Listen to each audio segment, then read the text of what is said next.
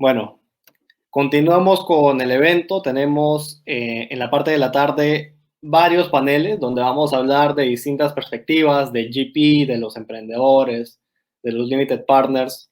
Esperamos de que también el workshop y las sesiones de la mañana hayan sido inspiradoras y traigan mucha reflexión, ¿no? Sobre hacia dónde está yendo la industria de venture capital en la región. Ahora vamos a ver el panel de GPs denominado La oportunidad de invertir en fundadores subrepresentados. No necesita ser un hombre blanco, cisgénero, heterosexual y sin discapacidad que vive en Silicon Valley para construir el próximo unicornio. De hecho, hemos visto muchos casos en la región y algunos nuevos que se han dado incluso en época de pandemia.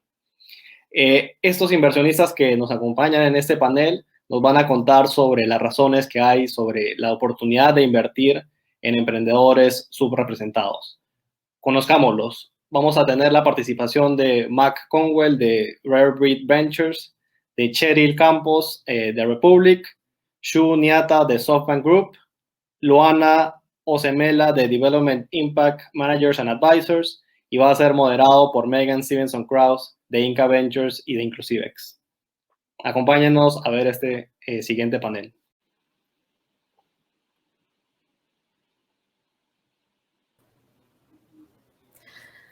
Hi, everyone. Thank you so much for being here today.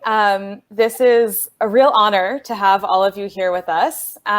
We have an incredible panel for you, and so I'd love to let them introduce themselves briefly. I know we have a lot to say and share today.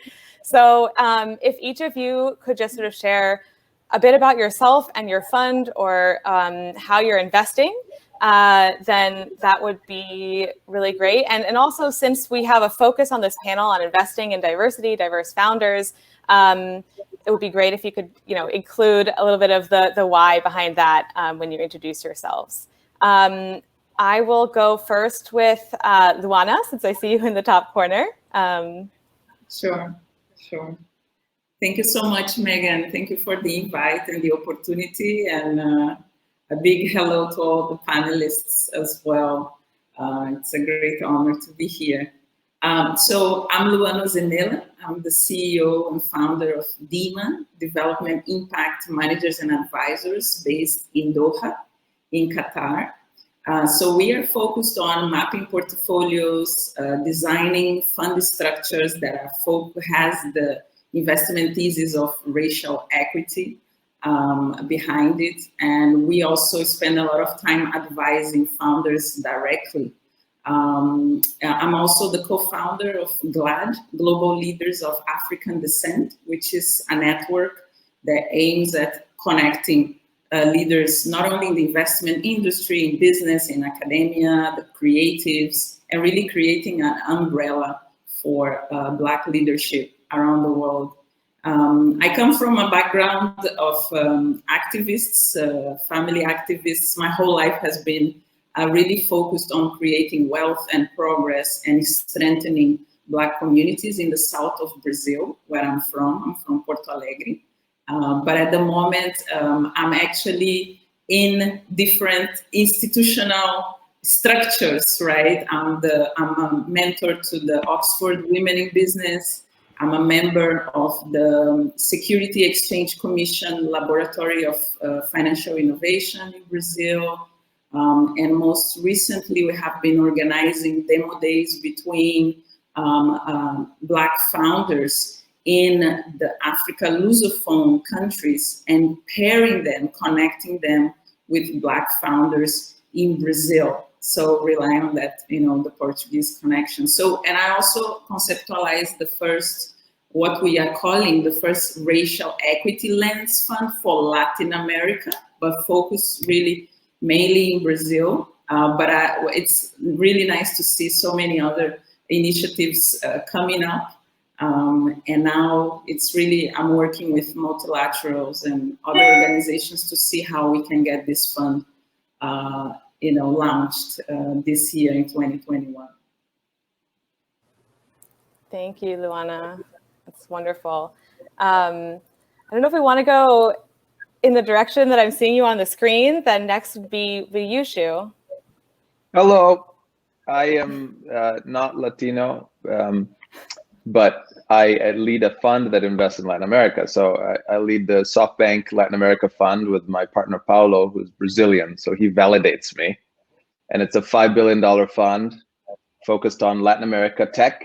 I also lead the Opportunity Fund in the US, which is a fund focused on Black and Latino, Native American founders in the US, building tech companies. I've been at SoftBank for many years, and I won't bore you with the story before that. But the thing that excites me is tech makes it possible for anyone with the right characteristics to build value and wealth. And often minority founders, underrepresented founders, have all the elements that you need to be a good founder. What they're missing is capital. And so that's part of why I'm focused on the things I'm focused on. Is it's good for the world, but also I think it's a great opportunity to make money. Absolutely. Mac, I see you smiling. Would you like to go next? Absolutely.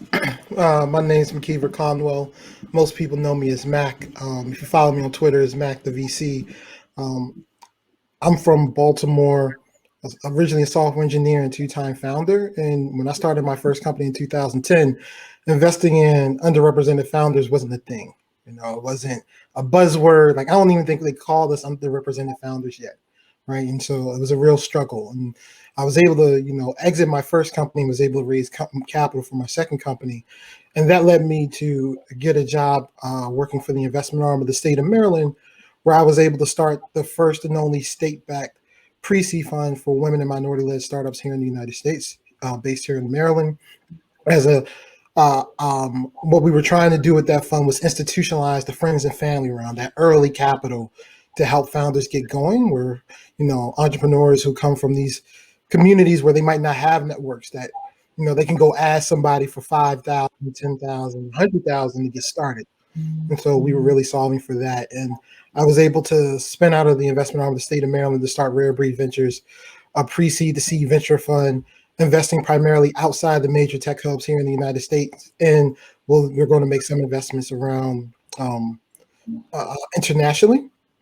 And, one of the founders who's the reason why I'm actually raising my fund today, is a Latino founder based in Dallas, Texas, who reached out to me off of Twitter back in June last year, who was building this amazing company, had revenue, but no investors were talking to him because he was a Latin guy in Dallas. And so because of that, I wanted to make an investment in him. I had no way to do it. And so one of my advisors said, well, start a fund so you can make that investment. And so I did. And I am his lead investor in his first round of funding. What an incredible story. Now, Cheryl, I feel like that perfectly into you. And I also just want to give a shout out, since this is also being co-organized by the Peruvian, is actually Peruvian American. And so it's a real pleasure for us to have you here today. Thank you so much, Megan. I mean, this is really an honor. So, my first Peruvian event, and really delighted to be representing Republic today. So I am head of venture growth and partnerships. Essentially, Republic is Robinhood, but for private startups. And to Shu's point, talent is universal, but opportunity is not. And so what we do is really help anyone around the world who is interested in investing in startups, invest in startups that have great ideas, great potential, but maybe overlooked, right? 40% of our founders are women, about 20% are Black and Latinx. They hail from about 33 states now. And I think we're really just democratizing access to both investing and fundraising. And so that is really appealing to me because, especially as a underestimated person in general, quite frankly, it's always a delight to support founders that, might not have the means, but they have the grit, the hustle, and are really just a good investment opportunity. It's an arbitrage opportunity. It's something that people should not be overlooking, because that's actually how you make money, is by investing. So I also am a scout for Lightspeed, and I am an investment partner of the Community Fund, which is a $5 million fund backed by Flybridge that allows for about 10 investment partners, majority minority, to go and invest in community-centric startups. And I'm proud to say that actually from all my direct investing, 100% have been to women and people of color. So incredibly excited for this event. Thank you so much, Carol. Sorry. And I actually was wondering if you could, you mentioned those incredible stats the Republic has in terms of, 40% female founders, 44% Black and Latinx founders. And I remember when I first heard that, it really struck me.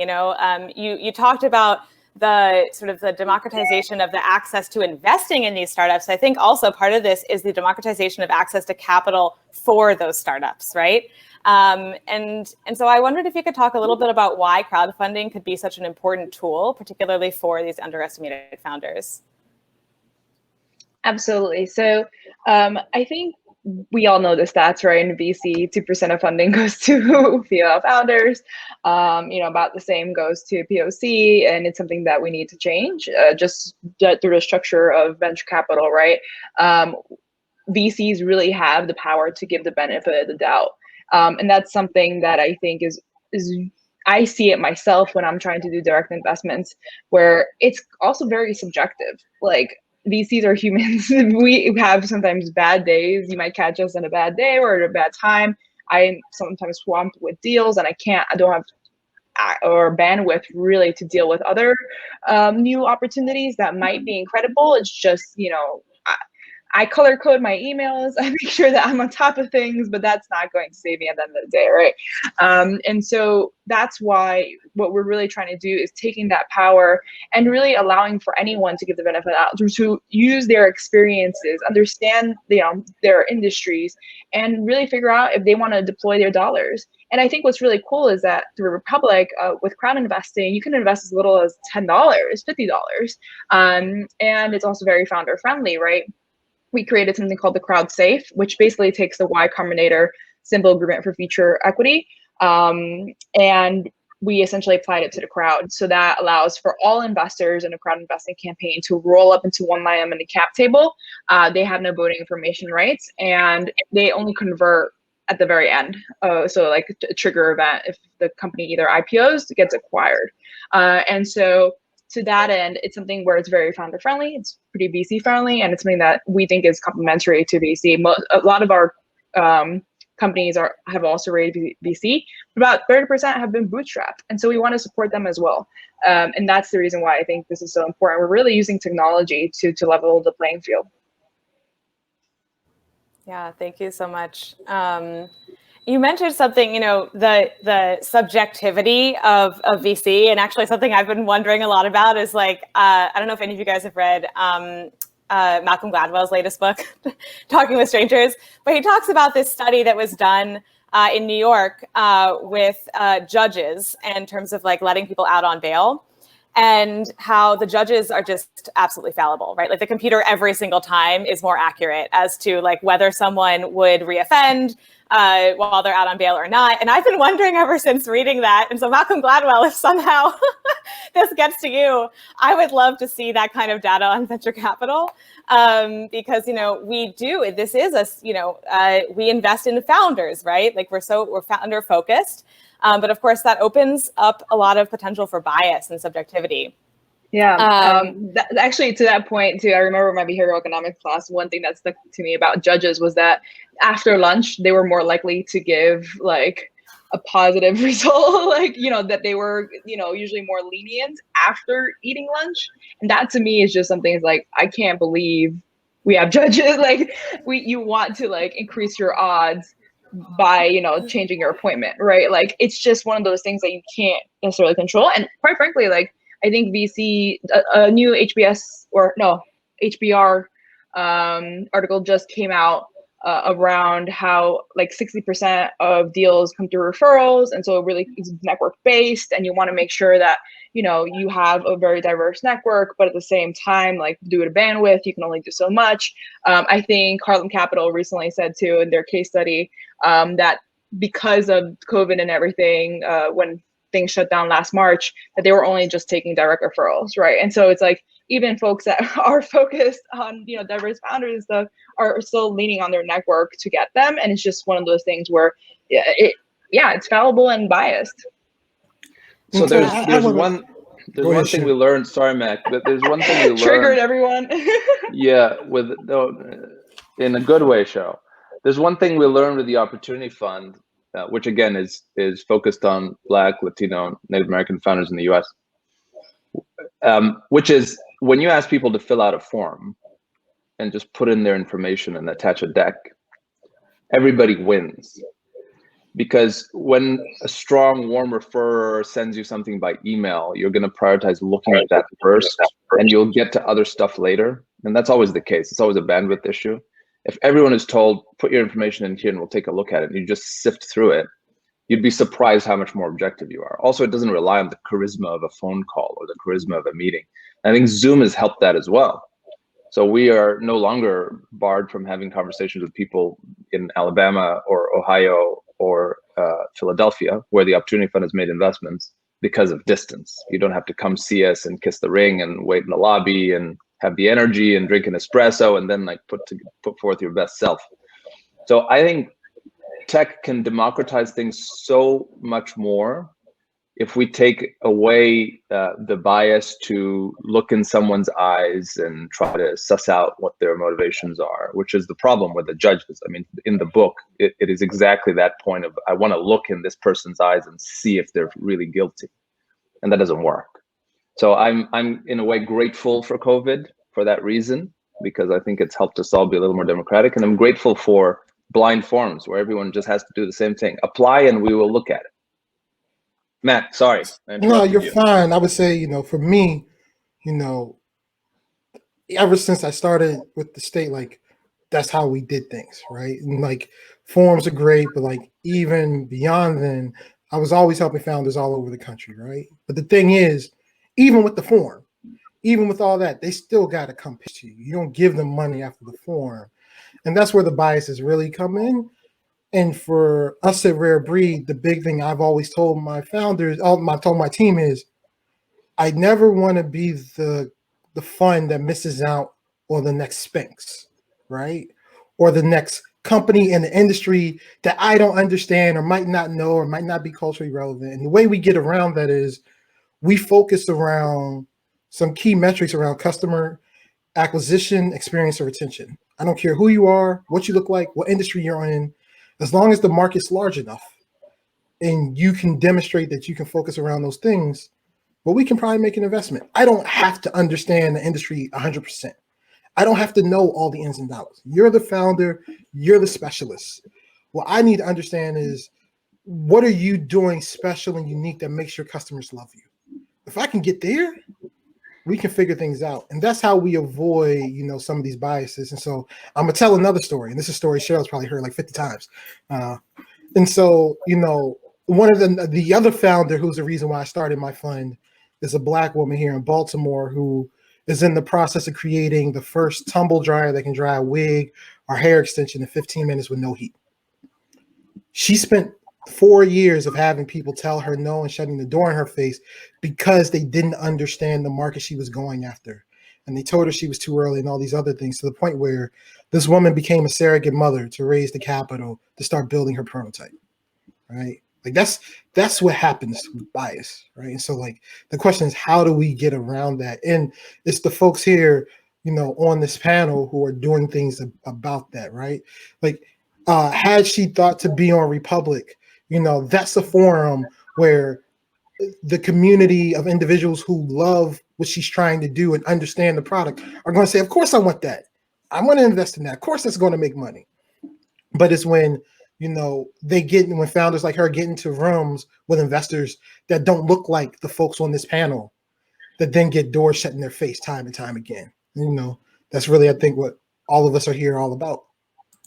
Yeah, and also in my experience, also working in an international organization in Latin America, where race and racial inequality is quite peculiar, in a sense where, everybody says there's racism, but nobody acknowledges that is, that is racist, no? So in my experience, structuring the big loans, right, with governments, with development banks. So I recall this one when we were structuring the first project of the Inter-American Development Bank to support Afro-entrepreneurs, right? And we partner with the best of the best accelerators in the country. We wanted to give Afro-entrepreneurs the best shot at, with investors. And we trained them. They went through the same process as any other, major, any other company would, with privilege, let's say, would be able to. But it's still, when it came to us sitting and introducing, so the institution, the IDB, took upon itself to do the warm intro, because we knew that if we were to do the warm intro, maybe the industry would believe us, that there is potential here. And even so, we still heard things like, yeah, I see what you guys are doing, but this is philanthropy, but this is activism, but this is, I don't see how I can make money on the long term, right? And this went to become companies that are making money, are making a lot of money today. But there was just this reluctance of thinking, when we are talking about diverse founders, we are talking about philanthropy. There is that automatic association. And it's not, as, so yeah, and until GPs look very critically at their LinkedIn profile, and see, okay, are my connections really representing, the representative of the diversity that I want to create in my fund? Until fund managers look, in Brazil, for example, do I have 56% of my networks being Black? Do I have 51% being women? Do I have 10% persons with disability? If the answer is no, it's much more likely than any warm entry you're gonna receive. It's not gonna come for those groups. So yeah, so that's the experience we have had, and the industry is still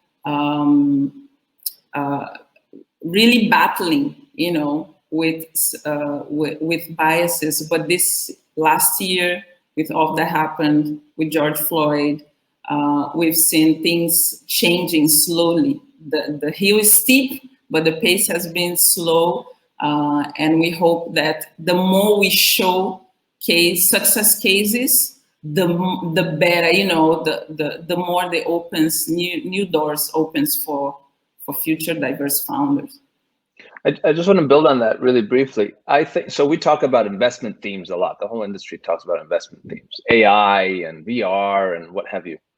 I think purpose is going to be one of the biggest investment themes over the next 100 years, because everyone will incrementally, with each new baby born, care about it a little bit more. Generationally, there's a shift happening in our view of purpose, whether it's climate or gender or race. ESG is now the thing that covers all those topics, environmental, social governance.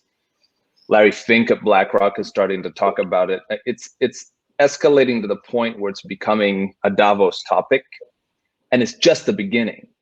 So cloud is an interesting theme, and China is an interesting theme, and AI is an interesting theme, but purpose, I think, is one of the most interesting themes to invest against for capitalist reasons over the next 100 years, because it's going to drive more and more and more decisions. So if you're ahead of that thinking, I think you're in a very good spot. Yeah.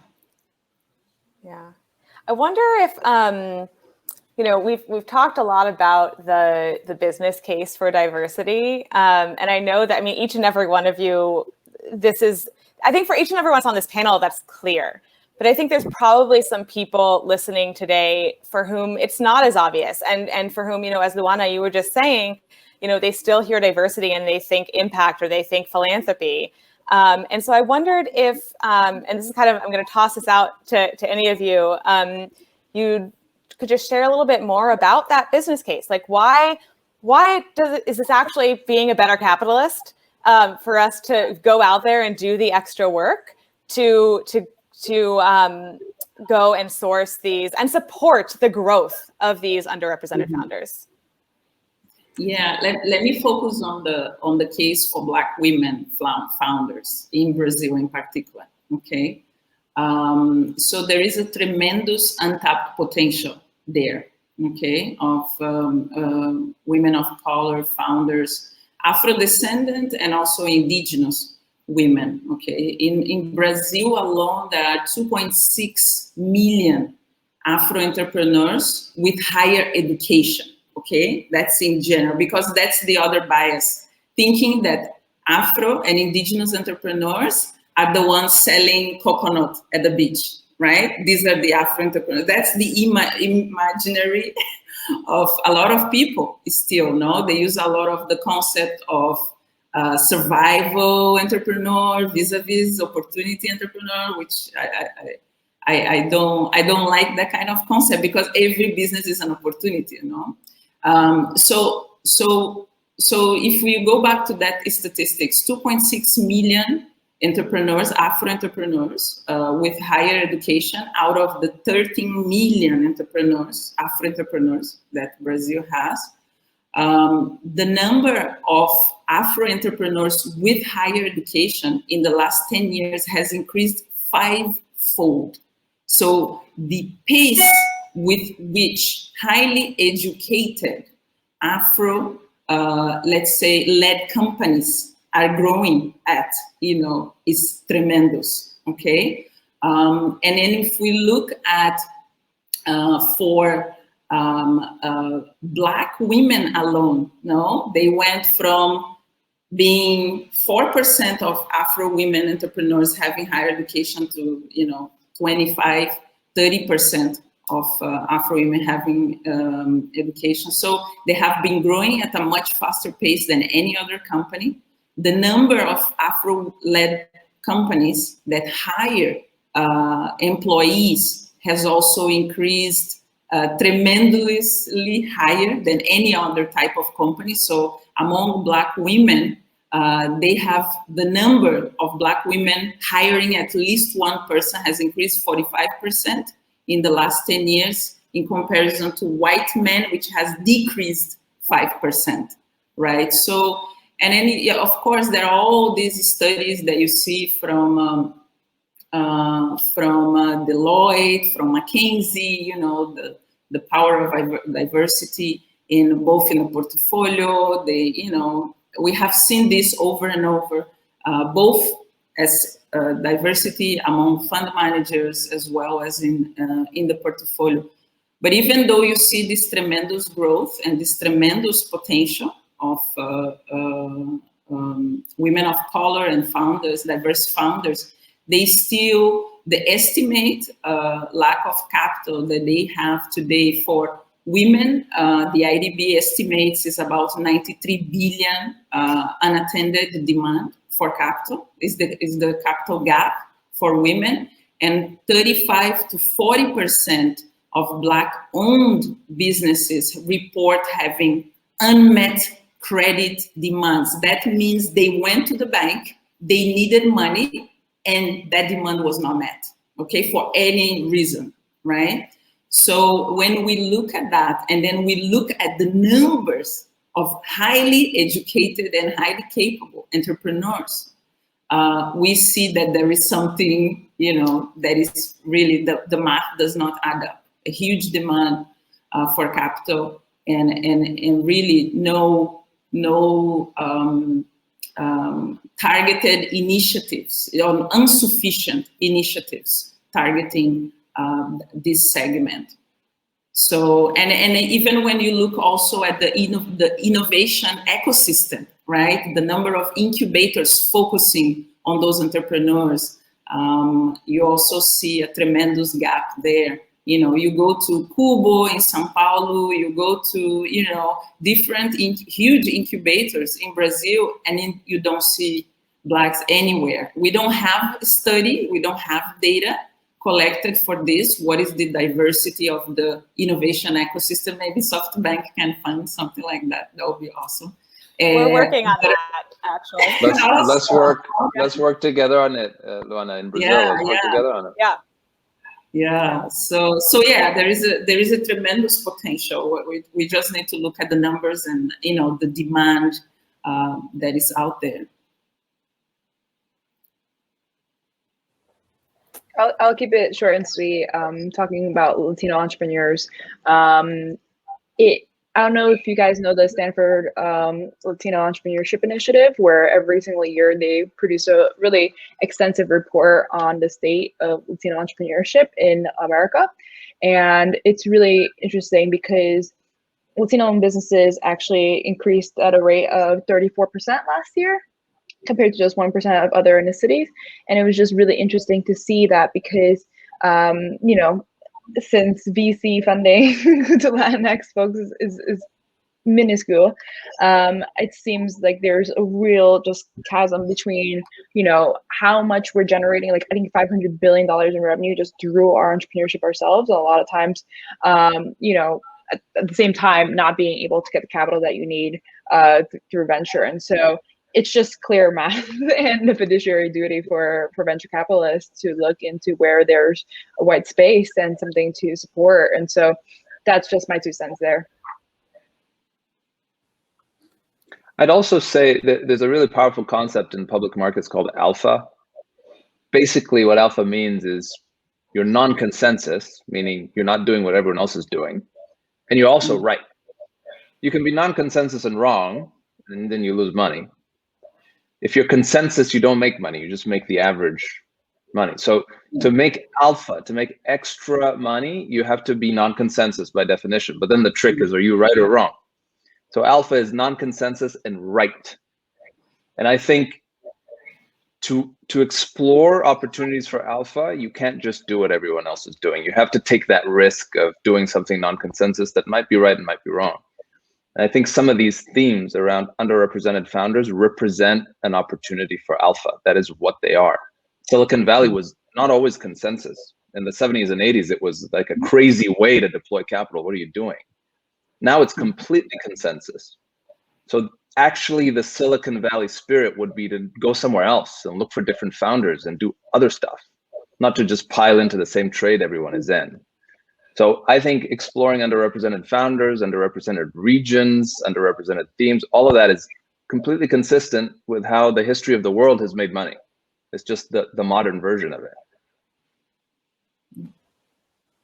Yeah. Mac, we haven't heard from you in a while, and I wondered if you might be able to share with us. First of all, if anyone listening to this is interested in learning more about RareBreed and their manifesto, I think it's a really great read. It's also, and the number 5 in your manifesto reads that sometimes founders at the pre-seed stage aren't as polished. They don't know all the VC lingo, they don't have an amazing network, or don't know how to construct a pitch. Still, as we've all just been discussing, they are just as amazing founders as those founders who have raised tons of money and have deep networks. And reading this, it made me think a lot about something I've noticed here in Latin America as well. For example, like the founders who are able to raise the most funding are often those who have gone to elite schools, have been able to learn and be taught English. Many have also had the opportunity to either study or work abroad in an English-speaking context. And so I wonder, this is clearly important to you, but how do you think we can encourage more investors to look past that polish and or lack thereof, right? To really see the potential in these founders? I don't know, right? Like I can be honest about that. Like I don't know the answer. I'll give, people call it story time with Mac. Cheryl's always messing with me, but I'll give another anecdote. So I have a venture partner who I love dearly. He is my partner. We're going to make a lot of money together. We're going to invest in some great founders. And we had a meeting with the founder, and I told him up front, like, look, this is a first-time founder who's using their pitch deck as a crutch. So even though we're going to ask questions, they're going to keep going back to the deck because that's just how they're able to keep their thoughts in order and move forward. As the pitch started, as the entrepreneurs pitching us, and this is a little inside baseball behind the curtains, while the founder is pitching, we have a Slack channel where we can communicate our notes. And so we're synchronizing on what's going on as the founder's pitching. And as the founder started to pitch, my partner at the time was really down on the founder. She was originally from a part of Europe where she didn't speak English as clearly, right? And so it was hard to understand some of the things she was saying, but you could get it. And as we're going, you know, he's being really negative in the chat. And I'm like, hold on. She's getting to it, right? Like, it's in the pitch. It's in there. She just hasn't constructed it right. Let's just wait it out. 30 minutes later, you know, he was finally able to wrap his hands around. He's like, oh, this is amazing. He's like, well, how come she didn't just say this up front? I was like, because she didn't know she needed to. She didn't know how to. And within the first 10 minutes, you were ready to tune her out and say no. I was like, that's not what we do at RareBreed, right? And, you know, he apologized and he got it. But, you know, my venture partner is also like somebody who's been in Silicon Valley for a long time and, you know, of that world. But like he cares and he believes in this stuff, right? He believes in diversity. He believes there's opportunities. But even for him, somebody who cares and believes in this, he defaulted to like his standard, you know, this is how a VC thinks. And I had to stop him. And we had to be like, look, just let it come. And like, I don't know the answer for that. I don't mind going through that process with a founder because I was that founder, right? Like the first time I pitched, it was terrible. I had no clue what I was doing. And everybody who I pitched to let me know it was terrible, but didn't really push me into the right direction of how to make it better, right? And that's one thing that I'm really big on. When I meet with founders, I'm always going to tell you why. And you may not like it. You know, you may get mad at me, but I'm never going to lie to you, right? And I'm always going to make sure that you leave understanding why I said no or what's going on in this interaction, because I know what it's like to be on the other side, right? And so for me, that's what gives me the empathy because I've been there, but I don't have an answer on how to give that to all the other investors, right? You know, all I can tell you is like, understand, like, just because a founder's using slang, then they're talking different. Like you even think, like, if we could think back to like 500 startups, super successful venture fund now, everybody knows 500. When they first started, their whole status quo was to make people uncomfortable. They put as much profanity in every one of their pitch decks as humanly possible just to make everybody in the room uncomfortable. And you know what happened? After a while, everybody got okay with it. They were like, oh, yeah, this is what they do. But they do good work, so it's fine. Because good work will always answer every question. And so as long as you're building a strong company and you have strong economics behind it, you can typically get past all that stuff. But sometimes in the early stage, you're not quite there yet. And, you know, not every investor is empathetic or can step out of that moment to recognize what's going on, to allow a founder to stumble a bit, but understand like the stumble and the way they're pitching, it's just how they pitch. That's a communication thing. That has nothing to do with the business though. And sometimes we can get caught up in the communication in the business and making them synonymous, and they're not. Yeah, and let me just caveat this too. Just let's not say that they don't have polish. I feel like that to me is a kind of, it's, I don't know. I just feel like the cards are already stacked against them, and then to even just put the onus on them as if it's their problem that they're not talking the way we want them to talk. I don't know. I feel like that's just, I see it a lot in how people say that, and it rubs me the wrong way. I think if anything, you know, sometimes actually I'll pause on that side. The only thing I'll say is that the internet has democratized a lot of, you know, a lot of information around how VCs want folks to present, or, you know, their opinions. We were just talking about this, Mac, this week around how VCs also prefer different things, right? Like I want a certain style, Mac wants a certain style. You can't cater to every single person. And so to that end, just, you know, follow amazing people like Mac on Twitter and like all these other folks that like have opened up their on what they want to see. And so just to really position yourself, you know, in the best light possible. And so, you know, I know she was about to jump in here, but just to push back on that a little bit, like, yes, it does rub you the wrong way, and it's not fair. But nobody ever said this industry was fair or that it was going to be fair, right? Like the majority of investors aren't me and you. So even though it rubs us the wrong way, we still need to make sure we leave founders understanding like this is the game you're up against. Well, yeah, it's not. Well, yeah, I said it's not fair from the beginning. I'm just saying that we should not be perpetuating that type of language, and we should not accept that. We should, if anything, call it out on others as well, who potentially use it. I wanted to add one quick thing, but Mac, you should make Storytime with Mac a Clubhouse channel. Right? That has I to. told him. That needs to be a thing. That needs to exist. So do it. I was just gonna say, an underrepresented founder starting a company is such a difficult decision. It's not a normal decision, and the amount of fear that comes with that step is unusually high. And you're dealing with all of that plus the business idea when you're getting pitched, which is a very different dynamic. And I reflect often on my very young daughters who are 4 and 2. And the most important thing for them to just be their best selves is to feel safe, whatever's happening, just to feel safe. And the underrepresented founder often does not feel safe.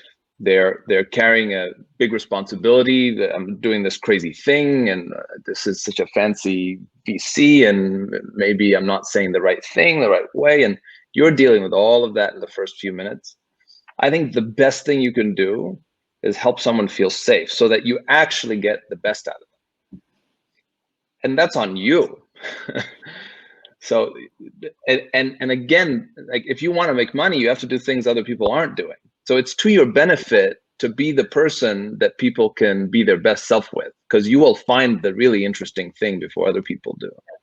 Yeah. So we're not evaluators. That's not the job of people investing capital, is to judge. Our job is to find interesting opportunities. And that involves some effort on your end to create an environment where people can present their best self. Yeah. And that's super interesting because, yeah, I also remember when we used to, and the most challenging situation I've been with diverse founders in trying to, let's say, get from them what the message they want to pass, right, across in a safe environment, in a trusty environment. First of all, they need to trust you. You know, they need to trust that you have the best interest at heart, that you are not there perhaps to steal their business, etc. And that's perhaps some of the perceptions that I've faced a lot, particularly when I was sitting with indigenous entrepreneurs in Chile, in Colombia, in Panama, you know, so sitting with them, trying to understand what is the idea that you are trying to do, what is really the objective, etc. Until, you know, and it's not on a first meeting. You will never give me a pitch in 5 minutes and that. No, you build the trust first, right? You attend the community meetings. They get to know you and understand. Of course, not every VC fund manager will have that time, but it's the time that takes sometimes to find the hidden gems and really with that preservation and that building of trust, you know, that is required. So in that situation, you know, you have to adapt your language to the language as much as possible that they will understand and feel safe. Even if it's Spanish, don't try and come with a Spanish that is like Queen's Spanish, you know, just try and be a bit more modest the way you speak, you know, and exactly, and you have to adapt. But sometimes I have had entrepreneurs pitching who come with a PhD background, you know, like me. So, okay, I can step up the game, and I know he or she will feel comfortable with that language, right? Because it's pitching something more scientific or a product that requires that, right? So I think it's all about as well, you as an investor, customizing your relationships, and that's really difficult to some people because they're like, no, I treat everybody the same, you know, everybody, but it's not like that, you know, people are different. You have to adapt your manner and, you know, your approach with different entrepreneurs. Yeah, and I think, you know, definitely it requires, as all of you at this point have mentioned on the panel, it requires perhaps a little bit more effort on our part, right? But the return on investment, then we can now, Shu, am I using this correctly? We can be alpha, or we can make alpha investments. We can generate alpha. Generate alpha. All right. We can generate alpha, and I feel so like much better actually, when like, you say generate. Yeah. Yes, it does.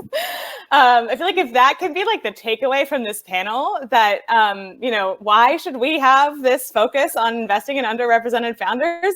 Because we can generate alpha.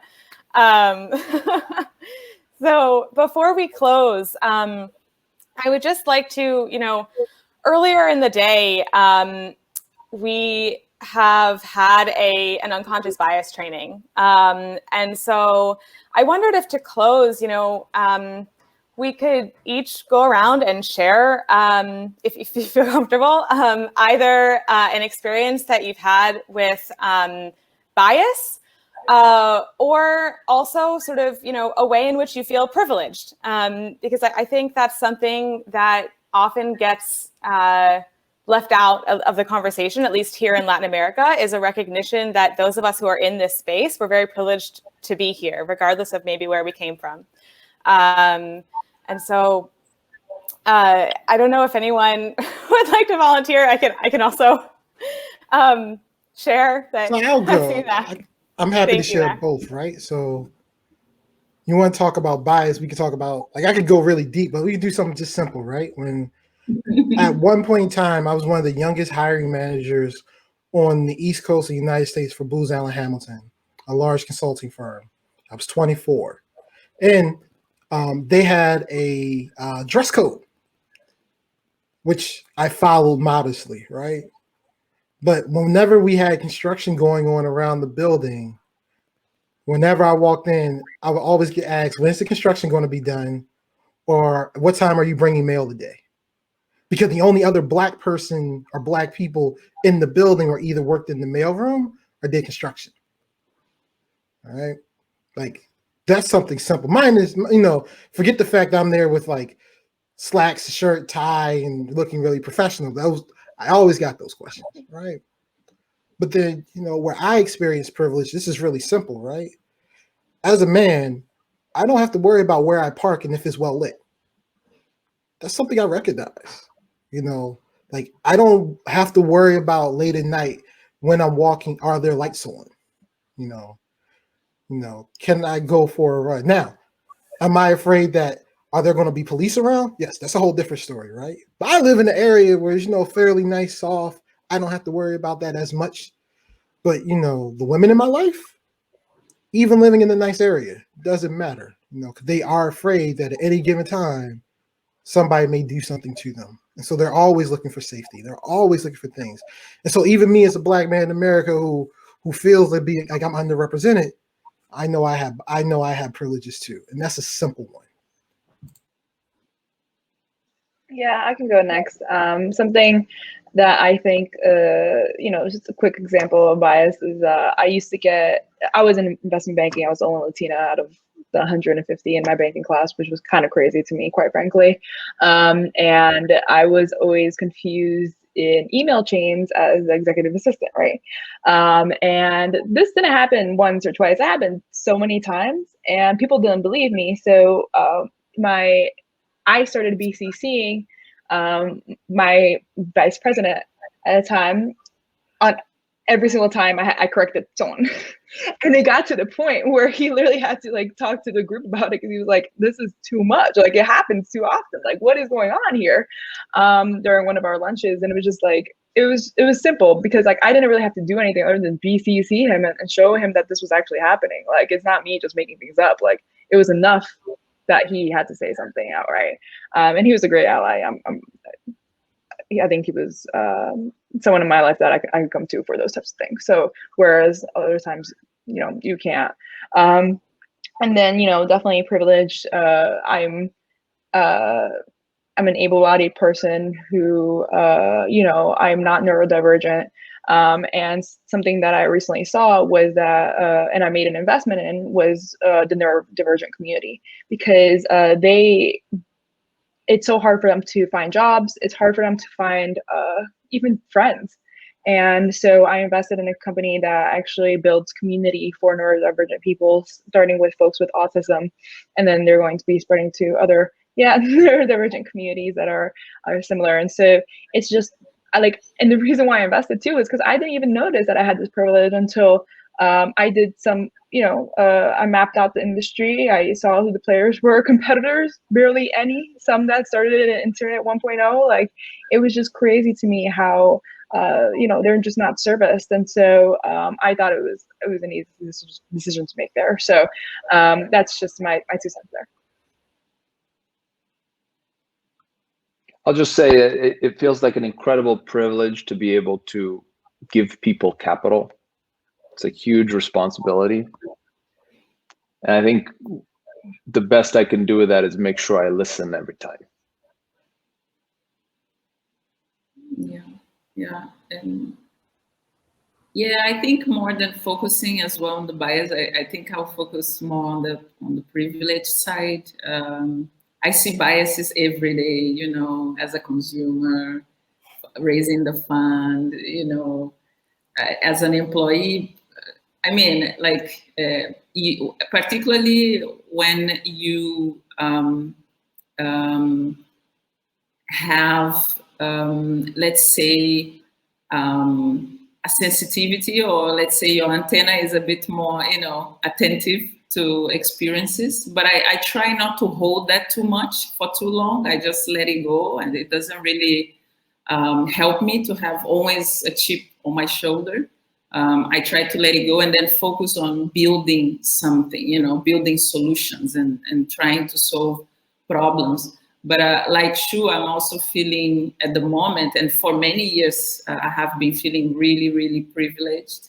Particularly if I compare myself with the average Black woman, 40 years old, coming from the city of Porto Alegre, where I come from, PhD, having gone from activist to a technocrat, deciding, multi-million checks and signing multi-million checks, and then becoming an entrepreneur, doing a PhD in economics. I mean, like, first time checking with my family, everybody, so I really feel I have a huge responsibility.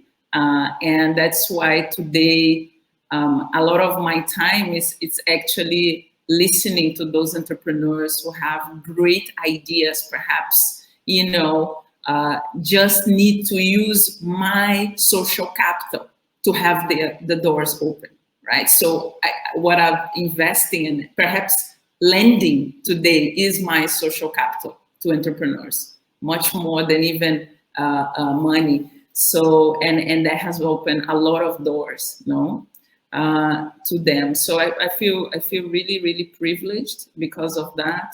And the biases that we see every day, what I said before, people thinking that investing in a diverse, in a thematic fund is activism, is philanthropy. All of these are biases. Even when they say the minimum check is 200 million, so I'm sorry, is also a bias. It's an indirect bias, an indirect way of actually excluding emerging managers. I know, I understand their thesis, I understand they are focused, but when you accept to have a meeting with an emerging fund manager that is proposing X and Y and Z, and then during the meeting, you decide to say, okay, it's a 200 million minimum.